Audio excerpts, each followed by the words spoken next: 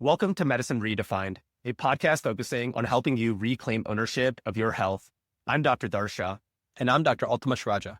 We're your hosts, here to challenge conventional practices and uncover the stories behind pioneers shaping the future of medicine.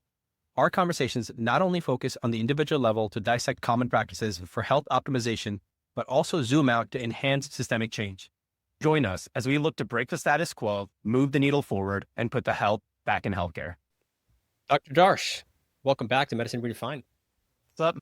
What is up? We were talking in our chat with the shit that's been going on in the political landscape, so that's a little scary. I know. That's wild. I don't know. It wasn't really on the agenda. Yeah. So I guess for the listeners, we're recording this as we found out about Charlie Kirk getting shot at, I want to say Utah, the University in Utah. Yeah. Which is surprising given everything. I feel like these events, these political unrests happen. It's still surprising in the sense that he did die and pass away. And I guess he got shot in the neck and just heartbreaking overall. 31 years old, wife, 2 kids. For people, I mean, hate him or love him, he was somebody that kept the open discussion, willing to debate people and just kind of talk about politics, make the U.S. a better place, I think. What's sad is somebody sent me a video of, I think it's on X, looks like a young person who, it sounds like he was asking a question about mass shootings and the Second Amendment. And there's a clip where he talks about there is a cost and the cost is worth it. And the caption of the clip is, "You still think it's worth the cost, Charlie?" And it reminds me of Brian Thompson. Empathy it's rare and rare every single day, huh?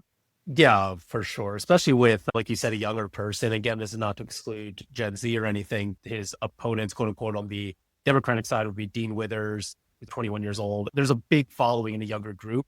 Obviously, from the woke side, the Democrat side, these different tribes. So it doesn't surprise me that it's a younger person. But it's tough, right? Because there's not enough lived experience yet to try to understand all the different sides to someone's story and why they might be sharing whatever they're sharing, what they're pulling for, and what they're becoming an activist for. Let's turn from that song, right? This is a bit of a hodgepodge random show. Talk about what's top of mind for us, top of mind for you. I'll give you the floor to start off because that's kind of your idea and I like it. So 100%. Random show. Random show it is. So for people to understand, Tim Ferriss is probably my favorite podcaster. And he does this with his good friend, Kevin Rose. They call it the Random Show probably once a month. And they just go over things, current events, things that they're finding, things that have brought value to them. And they try to share that with the audience and just shoot the shit, so to speak. So I guess one of the things, and I'm going to try to make this all full circle. Let's see what has been recent for me. So I got back into writing. I used to have a blog in college, and then I found myself not writing after I graduated. With medical school residency, it was hard to do that, writing poetry, writing creatively. And now I found myself on Substack. So the way this happened was there's an app called Matter. And the way I got hooked onto that was I've always gotten newsletters. So Tim Ferriss's newsletter, James Clear's newsletter as well. Tim Ferriss shared a quote from David Foster Wallace from another article called Means and Meaning by Packy McCormick. So he's like a tech blogger. So I read Means and Meaning and it took us like a 20-minute read. Absolutely fascinating. I especially think for us and like where we are in life and trying to find purpose, it's all about, so cool, now what, right? If you hit, you get gold, you hit your successful goals, now what? So he really just delves into that. And that got me thinking even more. And then I found his article on this app called Matter, which basically shares a bunch of different perspective articles. So that inspired me now to get back into writing because I realized, man, when I was like 23 writing, it's just different. Like I talked about, the frontal lobe wasn't developed, didn't have enough lived experience. But now with being attending, so when you get that gold medal syndrome and you reach the top, you reach the pinnacle, we often ask ourselves, well, what do we do now, right? We actually enjoy the journey. So that had influenced me to start writing because now that I'm at the ripe age of 33, rather than writing 10 years ago, but now, with medicine, practicing, and it's been such a blessing for me to kind of get back to writing because it's allowed my thinking to be more clear. And now I understand why people say when you want to understand what you actually know, if you want to brand yourself, if you want to have an opinion or a thought, write it out and make it your thesis in a way. So now when I'm writing, it's really about what's my thesis. And it's not even for education, really. It's for my own self. Why Substack?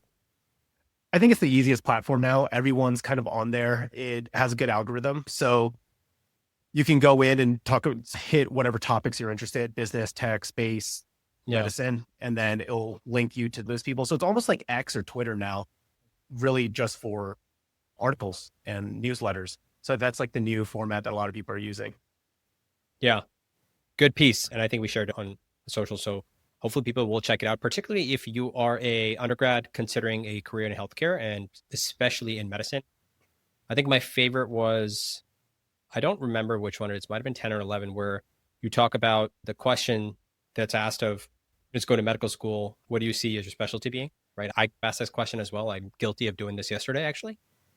And instead, I think you proposed, ask what kind of life you want to live. Right. Yeah. It's interesting because it applies to so many things. It applies to, when the residents I work with, they ask me about different fellowships, and that's the question I ask them. Ask yourself what life you want to live in 15 years. Yeah. What is that like? What is your practice like? And then, either backcast or reverse engineer from that. And I know you've talked about that. I think that is an exponentially better question.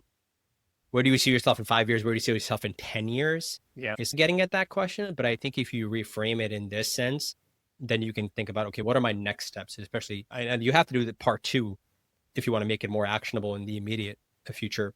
I love that one, man.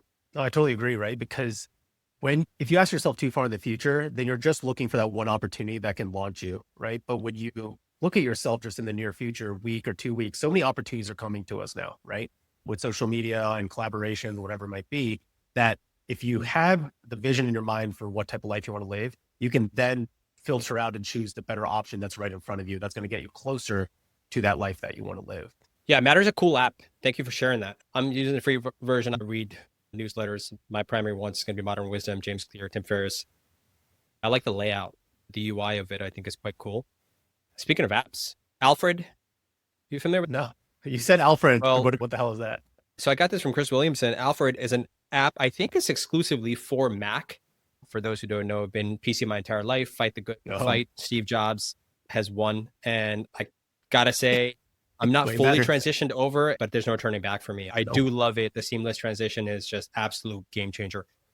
But Alfred is this super cool thing, man. And it's actually very reasonably priced too. Like if you get the lifetime prescription, but I have to say, I haven't quite figured out the capabilities of it.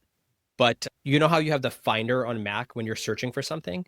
Well, Alfred could do that for you in a much more efficient manner.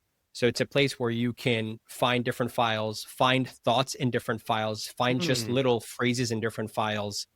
If you want to copy something, something that used to be really annoying is if you copy, you could only retain the very last thing that you had copied. With this, it allows you to copy 20 things and you can just go through this little snippets thing. It's been really freaking awesome. And I think it ended up costing, I don't know, maybe $80 or something like that for a lifetime prescription. So big fan, not getting paid by them, but you got to check it out. You have Alfred. To. Probably. It's a British product, so maybe there's lots of Alfreds out there. Yeah. Alfred. I was a big fan of him. Michael Caine's version. No, it's not Michael Caine. Keaton. Yeah. Can't get it right. You know me. Okay. Alfred. Y'all have to check that out. So we talked about tech. We talked about what you're at. Any other products, any other things that you think have improved workflow? Yeah. What else are you looking into? For all the physicians out there. So we use Dragon a lot of the times. But if you're like, I use Point Click Care for my skilled nursing facilities. So the best speech to text app I found is called Whisper, WISPR. So it's whisper.ai. This has been a game changer for me too. Like when I don't have to use Dragon and then copy and paste it over, this, you basically do speech to text and it can work in any text box that you have open. So that is what I like spread the gospel to a lot of the newer physicians out there who are struggling with documentation or they don't have a scribe themselves and they don't have access to Dragon or any other device. Whisper is definitely what I've been using. Now, do you dictate on your phone and then transfer it over, or? It's on the laptop itself and it's super clear. It's almost nuanced like Dragon is. So it picks up full sentences, the periods, everything. Is it built for medical lingo? Like specific terminology? I heard it from my first million podcasts, right? So if you're using ChatGPT, instead of actually speaking to ChatGPT or having to type, you just say your prompt rather than doing anything else. Right. And so it's just been saving a lot of time for people that are really heavy AI users.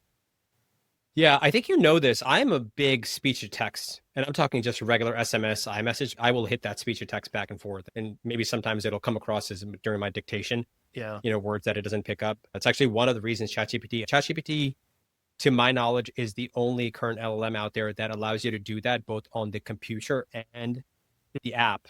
Claude, you can only do it in the app. I think Perplexity might only be in the app if I'm not mistaken. But Apple, What'd you say? I'm sure when you're using your iPhone trying to do it, it doesn't capture It's not great. like 70%. Yeah, it's not great. It is getting better. It does learn some like specific names. It'll learn my sister's name or some other words that just are not in the English language over time, and it will learn that. But yeah, it's not nearly as good. Big. So Whisper, I had to check that out. Whisper, Big fan of definitely. that. I'm trying Cool. to see what other apps are out there that I'm using. Whisper, I'm not even paying for. I only use it for my skilled nursing facilities, so it's not much, but I think it's certain words per month or something that you can get away with. Okay. Cool. Yeah. Did you ever, I think you told me about that episode of Tim Ferriss about the vagus nerve, right? Interesting stuff, huh? Bioelectric medicine coming out. Yes, interesting stuff. I came across a post on LinkedIn by Dr. Chris Centeno. He's over in Colorado, big name in the orthobiologic space. Him talking about hydrodissecting the vagus nerve with PRP products for a long time for different things. So that got me thinking, wow, this is actually interesting. What does that mean? Yeah. Hydrodissection is a type of procedure. And really what that means, the term dissection is you're separating from the surrounding structures. And you can do a mechanical dissection, like most people would think about if you are a medical student and you've had an anatomy lab where you actually have a cadaver or donor recall, you're using tools to dissect fascia away from nerves and muscles. Surgeons do that during a surgical procedure, etc. Hydro just suggests you're using some type of fluid to do that. So it is a dissection. Oftentimes we'll do this for nerve-related procedures and it works quite well. And so he was just talking about using platelet products to do that, but it got me thinking, is there a role for other things out there? Turns out there is a little bit. I'm excited to explore this as an opportunity as well.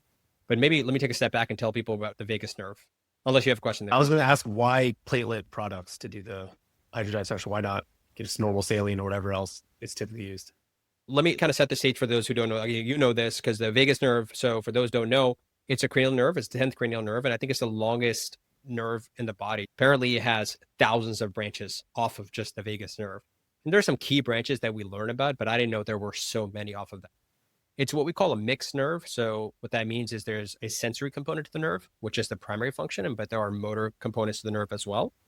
It's the main parasympathetic outflow, parasympathetic driver to your heart, your lungs, your gastrointestinal tract, and all other visceral organs.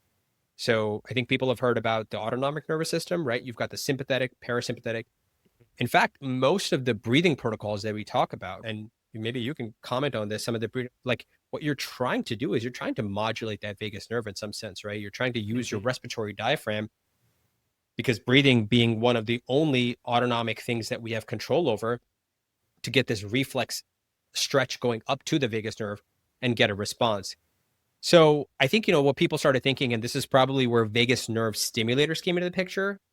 Vagus nerve stimulators came in because what we recognized is there are a lot of conditions out there that might have dysfunction of the autonomic nervous system.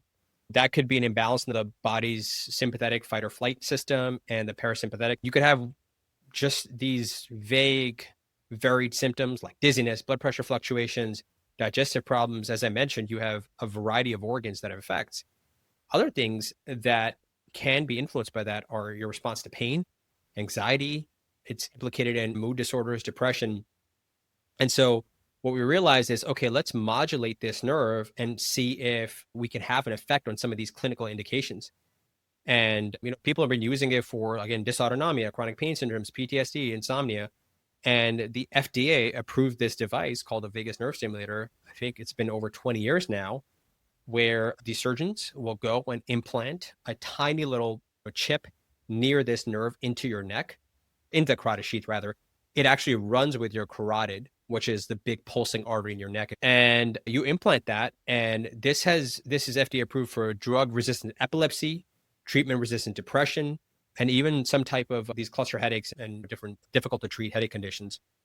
And the idea is you are decreasing that sympathetic arousal and increasing parasympathetic tone. Again, as we talked about, breathing helps us do that as well. It's an easier way to do that. But as you know, if you've taken some deep breaths when you're stressed, you feel more in control. You are emotionally regulated. So to your question, why use PRP? How else can we help, affect it in the sense? So some people out there will argue that, okay, maybe it's what we call a mechanical issue as well. So modulation is, going to be more of an electrical signal, right? But maybe there's a mechanical compression to the nerve. Think of the classic nerve compression would be carpal tunnel syndrome. It's the most common upper extremity, what we call neuropathy, nerve-related injury. And that's because you have that nerve being pressed underneath this ligament. If we know that nerves don't like compression, they like space, why can't that happen in the vagus nerve? Because if the nerve's being compressed, it's not getting good mobility. And if it's not getting good mobility, it likely isn't getting good blood flow. And blood flow tends to be usually a good thing in the body. So a hydrodissection procedure or any type of dissection procedure using fluid, you can separate it from the surrounding tissue, allow that to move a little bit better. Why might you use PRP, these platelet products? We know we've talked about this with Dr. Malenga. We've talked about this, Robbie Bowers, right? They inherently have this therapeutic potential, right? They have healing properties, whether it's various growth factors, whether it's different cytokines and proteins and healing potential. So you might be able to help modulate from a chemical perspective in that sense. So I think that's one of the reasons they're doing that. I was personally interested to see, okay, one of my main go-tos to do these hydrodissection procedures, I don't have a lot of patients who pay for PRP, is to do good old dextrose, 5%, right? So that's just sugar water concentrated with 5%. Did you ever do these procedures in residency training? We didn't have many patients that came in to do them Like for outpatient stuff? actually. Yeah, I think they went to the pain medicine clinic rather, and they were through anesthesia, not PM&Rs. Yeah, probably the most popular thing that I do, and it's just one of those things, right? They tend to find you after you do a lot of that. You get the right referrals.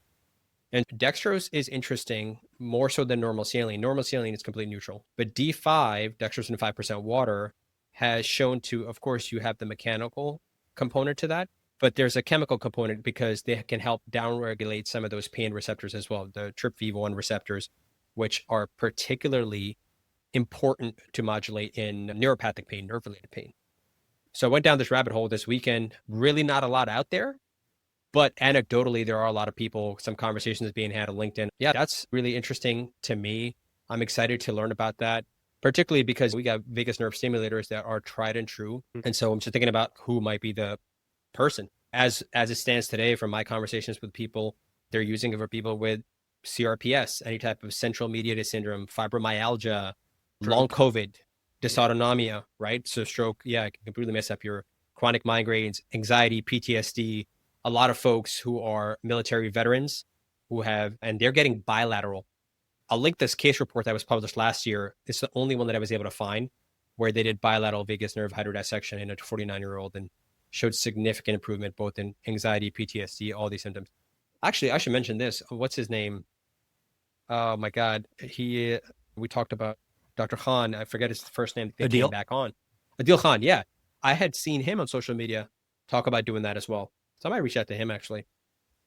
Nice, Dave. Yeah. The first time I heard about vagus nerve stimulators toward the end of my residencies, a lot of these med device companies are starting to do VNS. And so they would come to our stroke clinics and talk to the patients and try to offer that too, just to restore that upper limb function by all the mechanisms that you touched on. But I think what was very interesting about that podcast was what they said is this new creation in medicine, this new field called bioelectric medicine. And, we talked to Rocky Sullivan, and we should probably get him back at some point and talk about transcranial magnetic stimulation, right? And so learning about the electrical properties of the human body, I think is going to be kind of that next unlock when you have AI, you have biotech, and then we start to understand some of the quantum stuff maybe that's going on. We talked about acupuncture, right? So There's a lot of stuff that goes on that is electrically charged.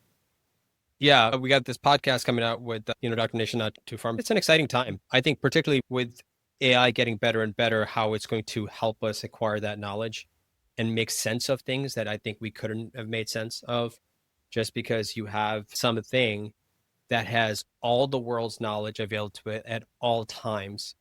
And right now, I think, we talked about it's missing the nuance. It's missing the wisdom to interpret what's good from bad. I see that on a daily basis, despite these Claude or whatever, the highest reasoning model. I'm like, nah, that doesn't quite make sense. You wouldn't do this in a clinical. And that's just experience. The more feedback we give it as clinicians, the better these things are going to get. Anything else? No, that was just exciting stuff. Speaking of, I want to ask you, because I know a long time ago we had talked about breathwork is a big thing on your part. Alternate nostril breathing Talk to me a little bit about your current breathwork pattern, strategy, protocol, if you have anything. When I was in Harrisburg, residency was a little bit better. I am actually trying to get back onto it. So Soma Breath is, I think, in my opinion, by far like the best breathwork app and breathwork course that you can take. Neeraj, forget his last name, but Neeraj is pretty much the guy who runs that. I really want to bring him onto the podcast at some point too, just to talk about breathwork. But what they do is breath training. So learning to exhale more than you inhale. So 2-second inhale, 4-second exhale. But what they say is it's more about the cadence. The cadence is what's important, not the amount of air that you take in. But eventually you get to the point where in those 2 seconds, you're taking in a lot more air as time goes on because your body's just used to expanding. So similar to Wim Hof, if anyone's ever done Wim Hof, it's very similar where it's more exhalation than inhalation. So you're really getting a lot of it out. You're driving out the CO2. And so you have a lot of oxygenation. You can hold your breath for longer. And then you really start to get in a meditative state with that. But what's cool about Soma Breath is if you use headphones, they have these binaural beats that go with it. And you can do this for 20 minutes and it's almost like a psychedelic experience where you will feel some sort of energy, just not your regular state of walking around, but you will feel different. So it's 20 minutes. It's tough for me to incorporate right now, but even the app will have 6-minute sessions that you can do. So I'll do that once in a while. But really right now, what I've been doing is a lot of the Buddhist Zen meditation with Henry Shukman's app. But yeah, alternate. There's so many different pranayamas you can do. Alternating nostril breathing is one of them. So a lot of people say if you're alternating nostril breathing, like it's still going down the same throat, right? But there's actually data to show like going, even with our circadian rhythm, our nostrils will change and close up depending on time of day and things like that. So there is data to show that if you alternate your nostril breathing purposefully, it can have more benefits. But there's so many different types of breathing. I think one of the things that came to mind when you were talking about hydrodissection is how most of us are really tight around the scalenes and the neck. And we learned this in osteopathic school, right? Like thoracic, there's different diaphragmatic points. It's not even all a diaphragm, but we have a diaphragm up here in our neck, down near the pelvis. I can see his face, but I can't. Oh, man. So he did a lot of... Is it Marcus Elliott? Is it the fitness guy or the Harvard physician who does the performance? This guy's a fitness guy, and now he's gone like political. But anyways, people might know him. He's an OG YouTuber, but he does a lot of bioenergetics. And so one of the things he used to do before a big, heavy lift, and if anyone's watching me, they can see this, but he would put his hand like back where his kidneys are, open up his chest, look up to the sky, open up his mouth, and he would try to breathe through his mouth like, and it's really hard to do because there's this restriction here and you cough and you gag. But over time, if you start to do that, it's like, again, it's a different type of breathing. And it's interesting because the more you take these inhalations and try to breathe to that diaphragm, you'll start to feel like a release around that neck and scalene area. Yeah, I know. Box breathing was something that most people at this point recognize just because it's easy to do. I've actually found personally, I'm not a fan. That 4 seconds of just hold and stuff, I think that my CO2 tolerance is really low. The alternate nasal part is interesting because I think it really helps with, you have to focus, right? And if you have a monkey mind, you just lose track of thinking of anything else except what it is that you're doing. Physiological sigh, tried and true, very popular. Huberman comes out of his lab, I think, published in Cell or something big, 2023. So that's an easy one to do, more for those acute stress, immediate reset stuff. But it's just going to good old resonance frequency breathing. But I was looking into the different conditions to do that for you. Absolutely. What else we got? Yeah, dude. I got another deep topic, but tell me what's on your mind. You want to go? Exogenous ketones? Does it? Okay, definitely not. It might just be from listening to a couple of podcasts close together, right? On Stephen Bartlett and Dom D'Agostino on Tim Ferriss talking about ketones. I think most people have heard at this point about a ketogenic diet and the value of a ketogenic diet. I'm particularly interested in ketones as a cognitive enhancer for my cognitive performance. I'm not interested in going on a ketogenic diet. I just not.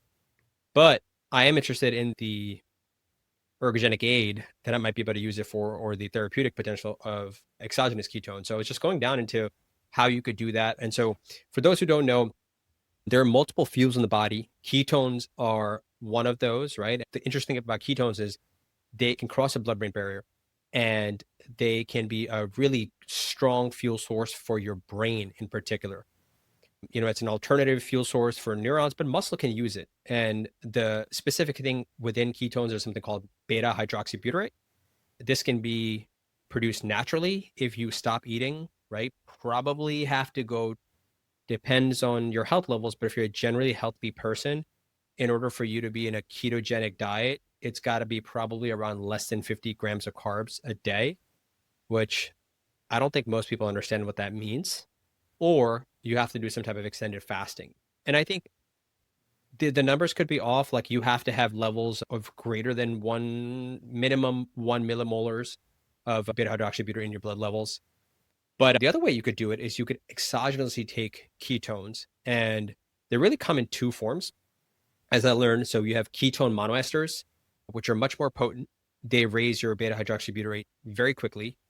They taste horrible. Actually, all of them supposedly taste horrible, but they tend to have, because they're more potent, they tend to have more side effects, and GI issues are the bigger ones. Then you have ketone salts, which are the beta hydroxybutyrate is bound to minerals. So sodium, magnesium, it's less potent, easier to consume. Typically people will add some type of flavor to that. So it's milder and it'll have a longer effect, what you're going for. And, all of these things, it'll get your levels to rise up and it'll provide that source. So it's maybe a quote unquote hack. Here's what we know about the cognitive benefits, right? So you have both acute benefits and neuroprotective. And interestingly, there's actually really good quality evidence about this. Is this benefits of a ketogenic state or just ketogenic state? Ketogenic state. Yeah. So these studies, at least that I looked into, both had people either on a ketogenic diet and assessed them from a performance standpoint for cognition. Also ketogenic diet for epilepsy. That's really well known. It works extremely well. My wife's an epileptologist, and this will like the first thing you learn in epilepsy school. I'm just kidding. It's a fellowship. I don't mean disrespectful. She's not listening anyway. And you have these acute effects, right? So as long as you get those levels up, which, the hack is to take exogenous, which is going to be like a little drink or a shake, you're going to improve, working memory, attention, processing speed, especially in sleep deprived individuals. Enter me, right? Reduce your cognitive fatigue, potentially enhance motor learning, although that evidence is really early. And that's the evidence that's becoming really promising for some of the neurodegenerative conditions. I'm talking Parkinson's, I'm talking Alzheimer's, I'm talking patients with TBIs, where you have some of this motor learning issues that, things have been lost. Let's even include stroke in there, although I don't think that's being studied yet, but the neurodegenerative ones. Because the other way that it might work is actually can stabilize some of those neurons and the neuronal networks, right? By modulating GABA, which is a neurotransmitter. Just it could be healthy aging, or every adult, as you get to a certain age, you develop some type of dementia. The most common probably, I think, is going to be vascular dementia. And that just means, look, if you have your pipes aren't clean and your arteries and you're getting some plaque buildup, you can have minor strokes and never even know that. And, that's why people say, oh, you're getting senile in your 70s and 80s.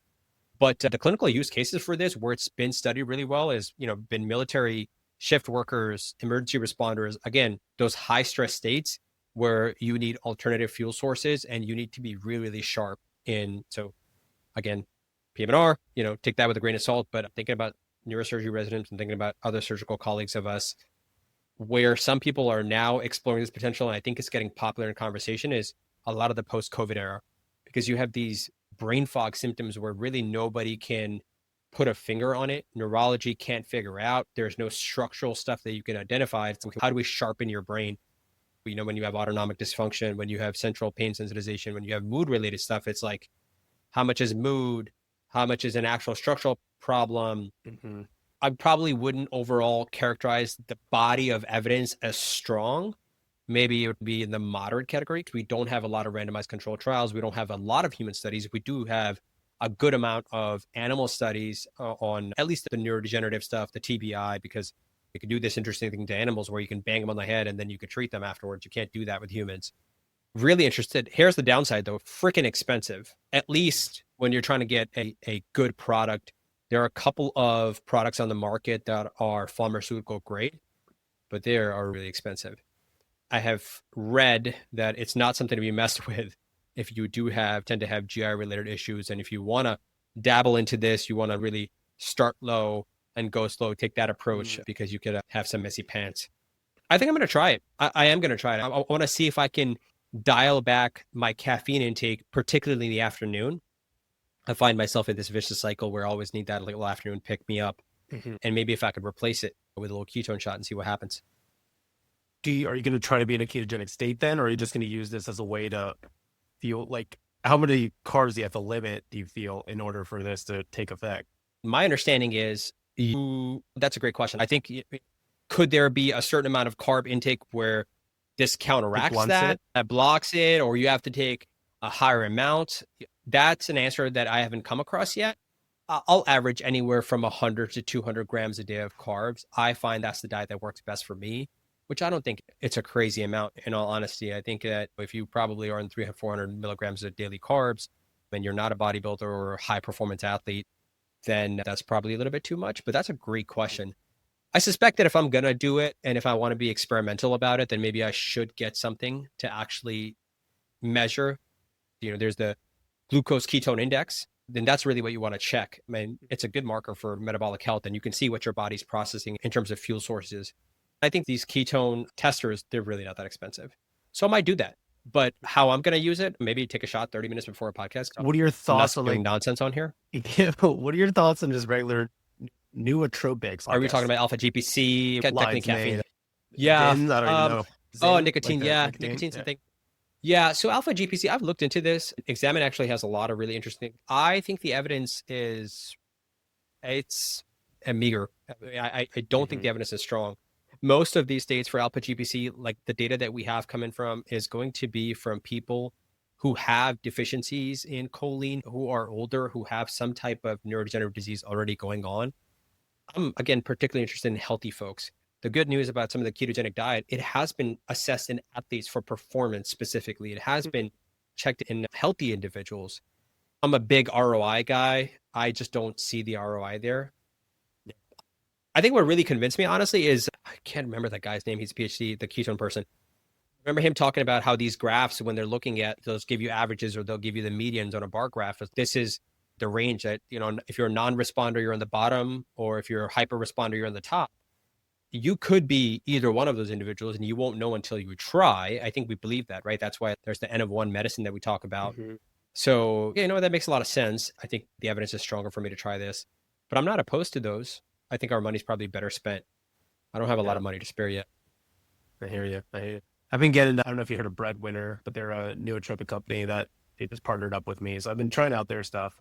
It's got caffeine. Yeah. Evaluate, right? Because is it just the caffeine that's making me a little bit more awake and alert, or is it the lion's mane and all the other stuff, alpha, GPC, everything else in it? What is this supplement? Is it a drink? They're capsules. Okay.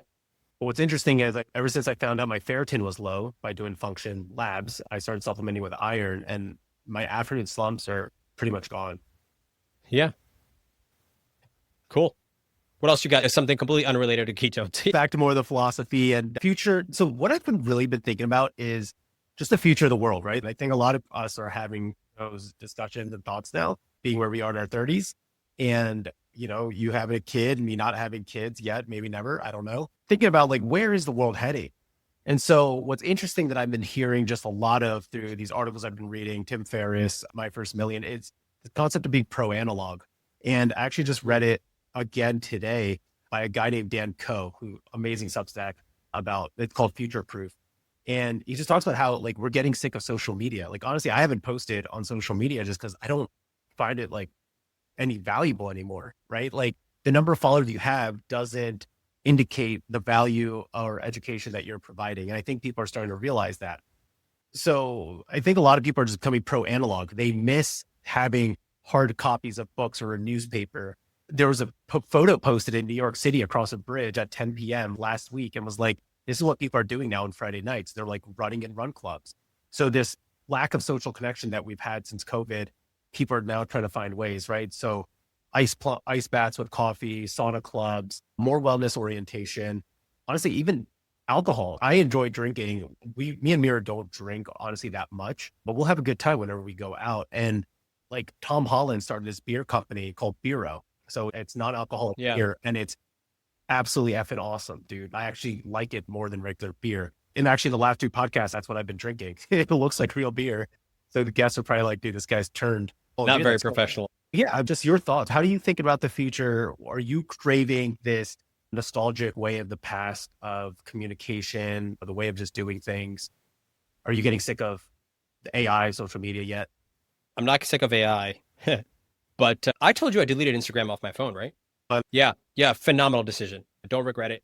I'm not interested in getting back. It is a little annoying because I put it on my iPad. So if I have to go back for just, that's what I'll do it. I like that. I have interestingly found myself I bought back time.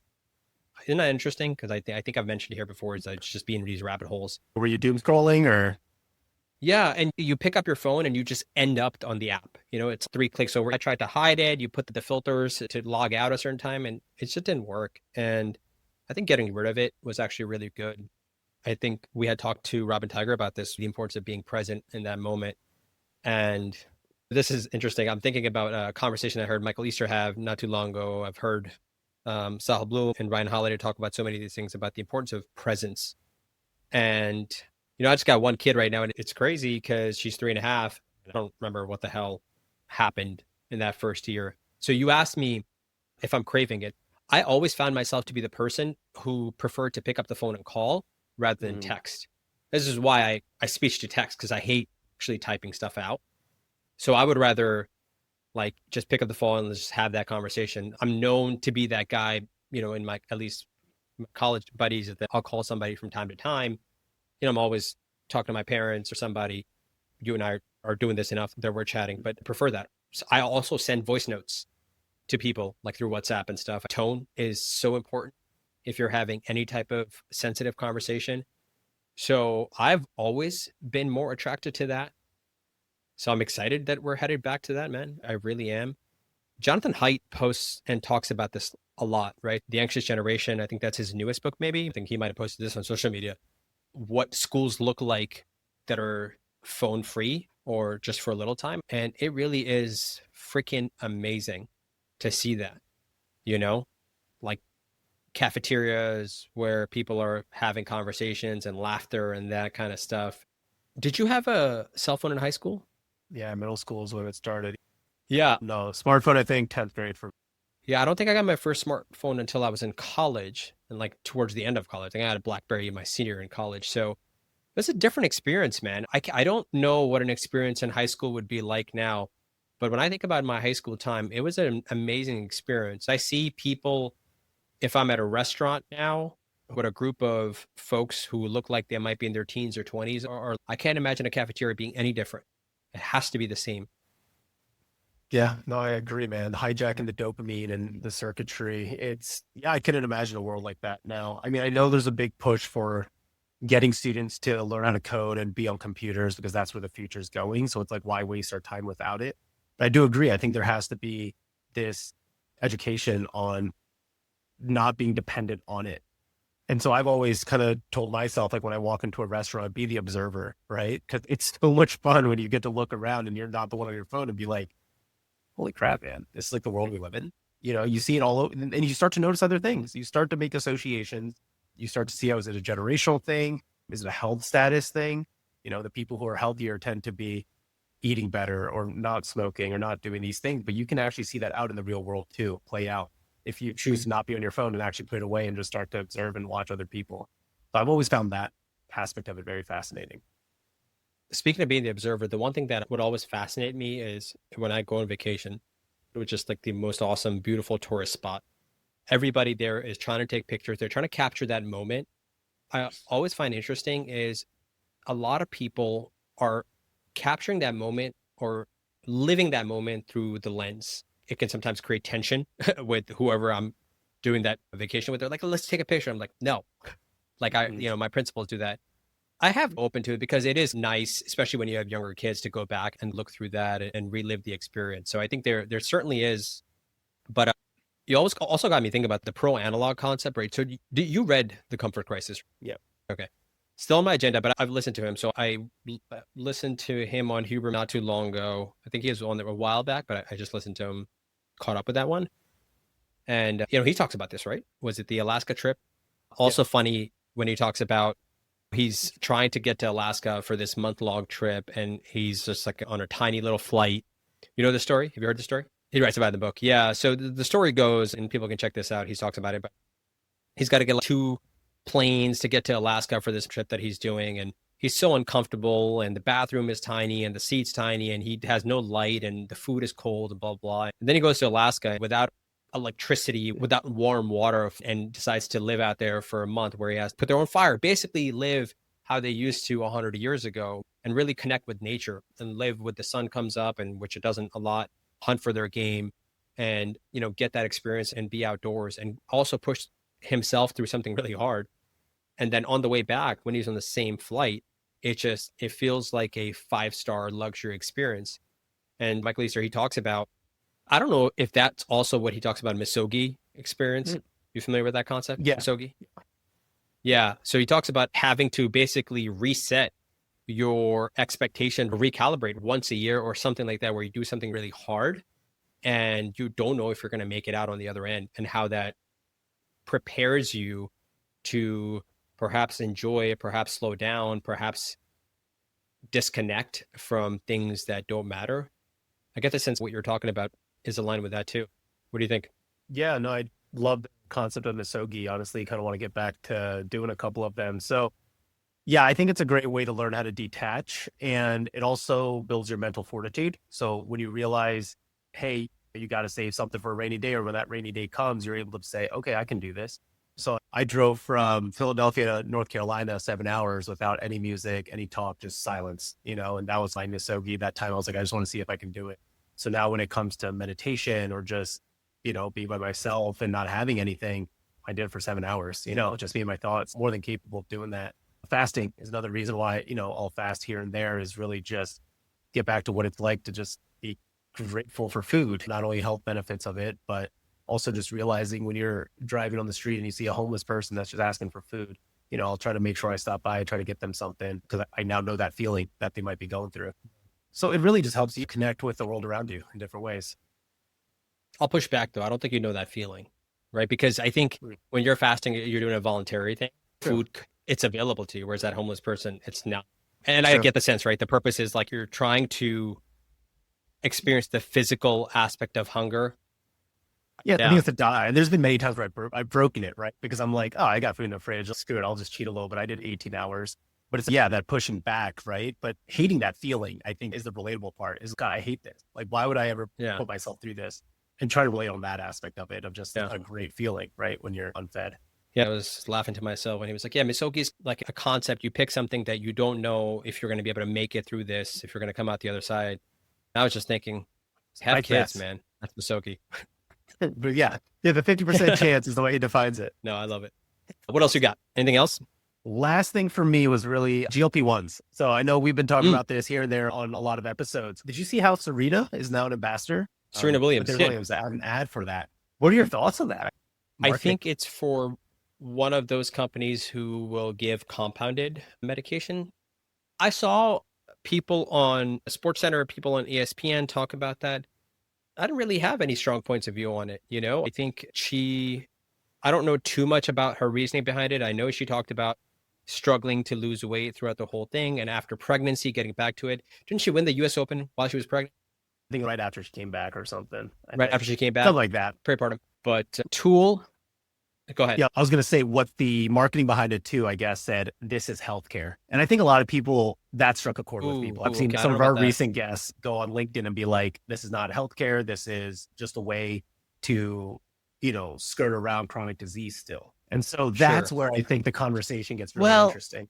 I don't know if it's skirting around. It is, because that would suggest that like you are hacking chronic disease. But if you're calling obesity and this is a treatment for obesity, then, and I don't know what her medical condition is, right? I have no idea if she has some food related difficulty with this. She's always been somebody who's probably been a little bit on the heavier side. I'm sure she has a ton of muscle. Like I have no idea what her body composition is, but just comparatively to her peers, I have no idea what her struggle has been behind the scene. So that could be a really viable option for her. The people that the area where I do have a problem with this is when, I guess I will say this, if it is a company that's giving compounded medication, I think Hims try to do this, and Hims and Hers or whatever try to do this as well. It suggests that a lot of people can reach out. This is promoting health, and it's not necessarily promoting health. It might be promoting health if you are actually a good candidate. And in order for somebody to be a good candidate, I would really want to know what they've tried, what their journey has been getting up there. Obesity is such a complicated and complex thing, and that's why I'm so excited. And I really want to, I could talk about it here, we could talk about it, but I really want to get somebody who is a little bit more, has deeper expertise in this than we do. And then when you actually get into the weeds of what their regimen has been like what that struggle is to really truly define that, to really put that on paper, you realize it's, oh, no, you just can't get out of your own way. And it's not a matter of simply actual physiological limitations. It's more of a matter of you want to take the path of least resistance, which I don't know how I feel about that part. Probably in the not being a fan camp. Yeah. What really struck a chord with me, or what I really flipped a switch, I should say, for me is we had an episode yesterday with Dr. Nisha Chellam. And so just to preview it for the guests, that'll be a future episode. It's when she talked about food noise, like when she used those words and how GLP-1s can help with the food noise. That's where I was like, man, this is like nootropics, I feel, in a way, right? There's this distraction noise that we now use as a supplement or something to get us focused for an end goal. So I definitely see those, but I think that's where I was really like, okay, I'm more open to the concept of GLP-1. I think before, when I first heard of it, I'm biased, probably was more that camp of, oh, this is cheating. We could probably use lifestyle modification to get you to lose weight and whatnot. But when you live in a world where everyone's trying to sell you their next greatest product, and this is why I really want to bring on Dr. Judd Brewer, because he's a psychiatrist who talks about willpower and how willpower is actually not a thing. Talking about that and understanding the mental fatigue that people go through when they have this noise and these distractions. Is it really just shutting off your hunger? Then you don't even care about these distractions. Is it deleting Instagram off your phone where you don't have a choice to really click it? We've heard about that, right? People have gotten off other addictions and stuff. Food noise is a really interesting phrase, though. And the more people talk about it in the media, I think the more people can use that. Because the reality is, you and I can't prove whether somebody has excessive food noise or not. If somebody tells me they have this excessive food noise and they've struggled their entire life and I have no idea what they are going through, I have to take them at their word for. I do think it can be a crutch for some people, because they'll drop that bomb and it's okay, hard to argue against that. This is where expertise and dealing with a lot of people, you get a sense of who's truly struggling versus who's using that as a crutch to get the drug, right? To go back to the treatment. I think people who truly struggle with obesity and food noise, I think most people in the obesity space will define it as like, you are constantly thinking about food. So what that means is, if you, let's say you wake up at 8 a.m. in the morning, you're waking up hungry and you're thinking about what you're going to eat. And not only just about eating food, but it can also revolve around all types of contexts in food. So it could be this internal struggle of not fighting to eat that bagel and cream cheese or Dunkin' Donuts in the morning, and instead just having this internal dialogue that you should be having eggs and, I don't know, turkey or whatever. So that conversation is basically these pervasive thoughts about food. And then when you're done eating, now you're also having additional thoughts about either how you quote unquote failed and put something in your body that you shouldn't have if you did crumble, quote unquote, and have that donut, or thinking about the next meal, right? Mind is distracted, as you said, with some thoughts of food. It could also present in the fashion where somebody is just crazy, persistently logging and calculating and just being obsessive about that because they don't want to make these mistakes. So it comes in many forms, but yeah, a lot to unpack on that. As a sweet tooth, I skip lunch, for example, because I'm rounding, and then I'm like, oh God, I'm just, stressful day. Like today, I really just want to go to the vending machine and get like Gushers. Thank God the vending machine didn't work, because I had to have that internal dialogue with myself and say, I know exactly how I'll feel after. Gushers anymore. Oh yeah, dude, they do. But yeah, that internal dialogue of once you have it, I know how I'm going to feel. Then I try to get the Gatorade protein bar, wasn't working. So I was like, you know what? Let me just go home and figure it out. So I've been doing a better job at that, but I get that same feeling where I know if I mess up, I'm then blaming myself and saying, why did I do that? Now I'm going to have to work 3 times as hard in the gym and whatnot to fight that off. Definitely. Do you want to know what's a really good strategy for appetite control? What, drinking? Ketogenic state. Baby. It's true. That is true. I was going to say a really good book on this, though, is Adam Bornstein's You Can't Really Screw This Up. I think it's a phenomenal book on the internal dialogue of you're going to mess up, quote unquote, mess up, but it's not really messing up because you can't screw it up. So get back on track. Next meal is the only thing that matters. So yeah, I really like that book on it. Cool, man. Cool. Last thing here, if you're cool with it, if we want to go a little bit more, I think I can use your expertise here too. So talking about, we talk a lot about DPC model. We talk a lot about cash based on this practice, right? But I think a lot of people might have the questions like, how do you find these providers? Like, how do you go about thinking about what labs you need to get, who you should get, how much money you should pay. Do you get a PCP? Do you keep insurance, or do you just see some specialist one-off? To recap the listeners, I use Function Health, which is a panel of blood tests that, spend $500, you get twice a year. So I got that. I have a history of high cholesterol. It runs in my family. And so that is something that I am actively trying to tackle down, right? And so we've talked about work getting on statin. Do I need to get a CAC versus a CTA? And then which provider, right? Does it make sense to just see a cardiologist like via telehealth that is more like a functional cash-based provider? Or is it better to go through and pay my own for CTA or go through insurance versus a provider?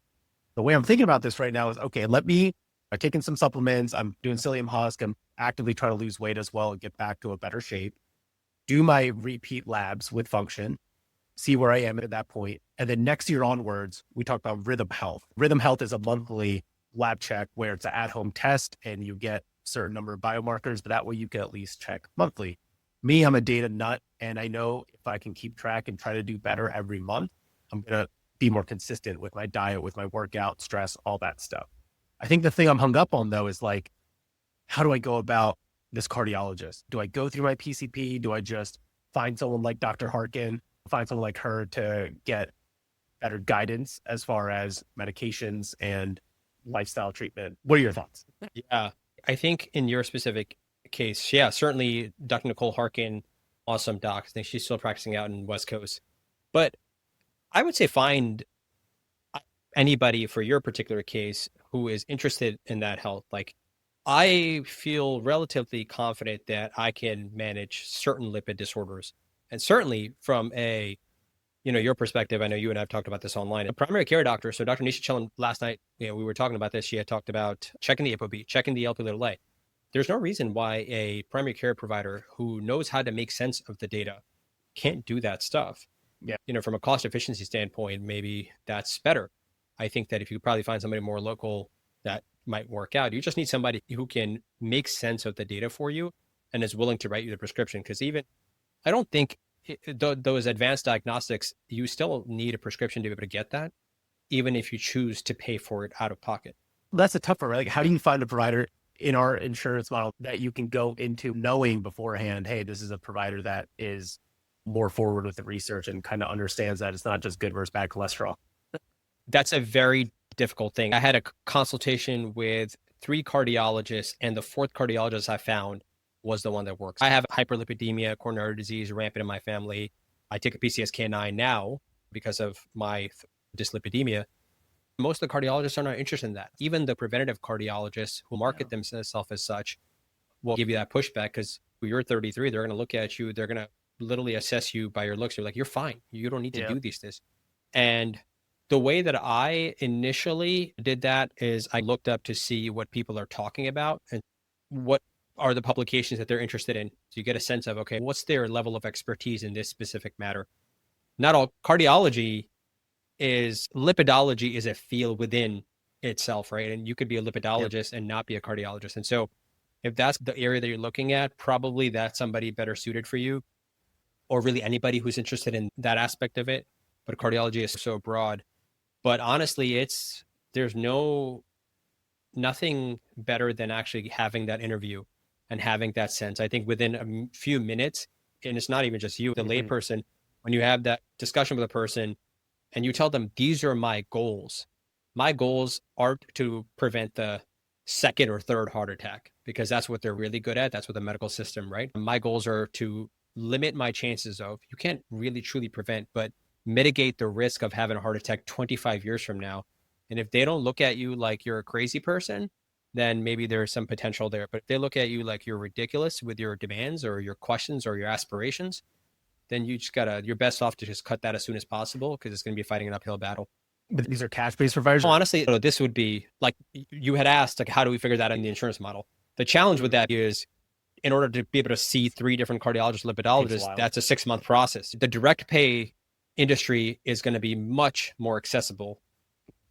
I understand not everybody's privileged enough to be able to do that. I'll plug Parsley Health. Nisha Chellan, she talked about that he works for Parsley Health, and it's awesome that they're doing this hybrid models. And that's what I was looking at. But now that goes back to my question. Is it worth me doing a subscription model? I think Parsley Health's like $250 or $270 a month. where my true only real thing I need to focus on is just the lipid stuff. And it's just get a cardiologist and just do a one time or twice a year type visit where I can really take care of a lot of the other stuff and I feel healthy with everything else. I think you and I, we have the advantage that we have a network, so we could probably reach out to people. My current cardiologist, I ended up connecting with him because I had asked some residents who were interested, and I was like, hey, who's a good cardiologist that you've worked with? And his name came up multiple times. This person, they get it and they understand my goals. I would probably start there to see if you have a network. You know who we could probably talk from Precision Health? We could ask Dr. Cromwell again. I wonder what their system is. Absolutely. Good idea. We'll see. It'll be the end of the year thing that I'll be researching and looking into, but I'm excited to try Rhythm Health, and there's super power. That's the other thing where all this consumerism with blood testing is going is pretty insane. You need to stop drinking on the show. Forget about lipids. Drinking non-alcoholic beer. Yeah. How about we start with step one? Stop showing up drunk to the podcast. People got to try Beero. I still can't believe there's no alcohol in it. Absolutely insane. All right, man. Yeah. This was fun. Sounds good, man. Thanks for listening to another episode of Medicine Redefined. If you enjoyed this episode, please be sure to check out some of the additional resources in the show notes. Please also check out our social media platforms where you can find more content like this. You can follow us on Instagram, Twitter, and TikTok at MedRedefined. We also want to thank our team for the production of this podcast, specifically Ethan Ju on video, Harita Yepuri on social media, Zanab Lugmani on research, and Sarah Khan for newsletter. Oh, and if you want to get similar bite-sized information delivered to your inbox every Sunday, please be sure to sign up for our newsletter. Also, if you enjoyed the show, please be sure to subscribe, review, and share with anyone who you think will gain value from this as well. Now, time for the ever so important disclaimers. This podcast is intended for general public use and is for educational purposes only. It does not constitute the practice of medicine, nor should be construed as medical advice.